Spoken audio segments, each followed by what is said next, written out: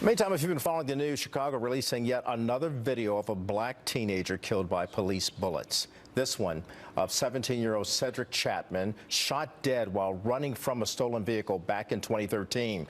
Meanwhile, new reports out suggesting Chicago Mayor Rahm Emanuel was a lot more in the loop about another 17-year-old's police-involved shooting death than he initially claimed. As the pressure amounts for him to step down, our legal panel is here to weigh in on this issue. Robert Schalk is a defense attorney and a former prosecutor, and Rachel Self is a trial attorney. Thank you both for joining us this afternoon. So, Chicago, it just keeps getting, so heated and so intense in terms of what's been going on between police and the black and Hispanic Latino community. And then you have Mayor Rahm Emanuel. Everyone, well, not everyone, but a lot of people who have followed this have been asking him to resign. As attorneys, where do you see these cases going, and does it compel the mayor to do that, to resign? Well, I think that the issue here really, with regard to these young boys being shot and killed by the police, is expressive of a need for more transparency in our government. And there's been a significant cover-up in this case where the police tried to keep this video out that just was released for almost 3 years. And then when a judge ordered that it be released, they finally said, oh no, you know what, we'll agree to release it.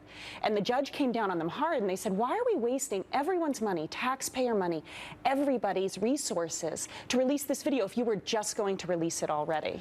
Robert, as a former prosecutor, how do you perceive this case? And I mean, how would you have proceeded in terms of bringing either some charges against the police officers and trying to mend the fences as well politically? You know, when I first started as a prosecutor, one of my first bosses told me the best thing about being a prosecutor and working in government and law enforcement is that you get to do the right thing every single day. And in Chicago, the right thing is not being done every single day. You have a mayor who is saying, I had no idea that a young boy was shot and killed by the police. I had no idea that this video ever existed. Oh, but what a surprise. He was running for re-election and was facing a tough challenge. You have there's a new video that Rachel just outlined that was kept from the public eye for over 1,000 days.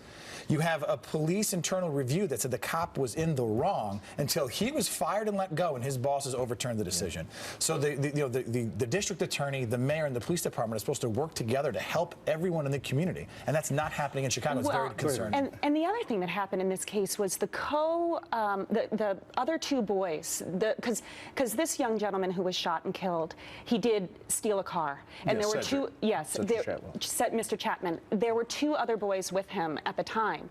They fled, and they were 10 blocks away when Mr. Chatman was shot and killed. And those two boys were charged with felony murder because the police officer shot this young boy in the commission of this crime. They later reduced it down to robbery, and the boys are serving 10 years in prison. So there's something rotten in Illinois. And it's rotten to the point that it smells and stinks to the high heavens. I don't want to make it a judgment call, but based on what you're saying, yeah, no, there's more crazy. to it. So how do you revamp the system so that you win back the trust of the people who live there? Body cameras. In its legal system. Yeah. Body cameras. Body cameras. Is that enough? Well, I think it's #1 thing that needs to happen, especially in Chicago, in the big areas where you're seeing a rise in gun violence. We saw it in Baltimore. I mean, we're here in New York City. I mean, I think it would protect everybody. Any case, we were talking about it prior to coming out here, any case that either one of us has ever had where there's a dashboard-mounted camera in a car or a body camera on a police officer, it protects both parties. It leads to the truth. Absolutely, because it protects the police. And that's what we want. And that's what we want. It protects cops and it protects civilians. And it also says to those critics who say, well, it's not the policeman's fault, it's the young thugs who are running around. I mean, you can't keep saying that. You can't keep holding that up as an argument.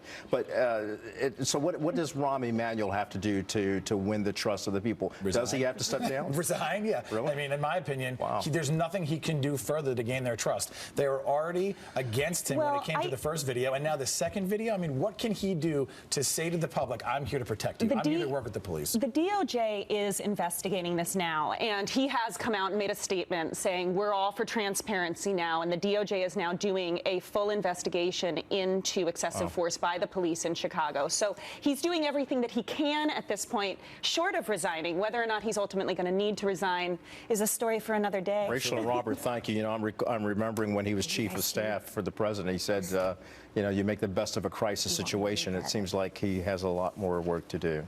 Thank you both. Thanks, Thank you Kelly. so much, Kelly. All right, Heather.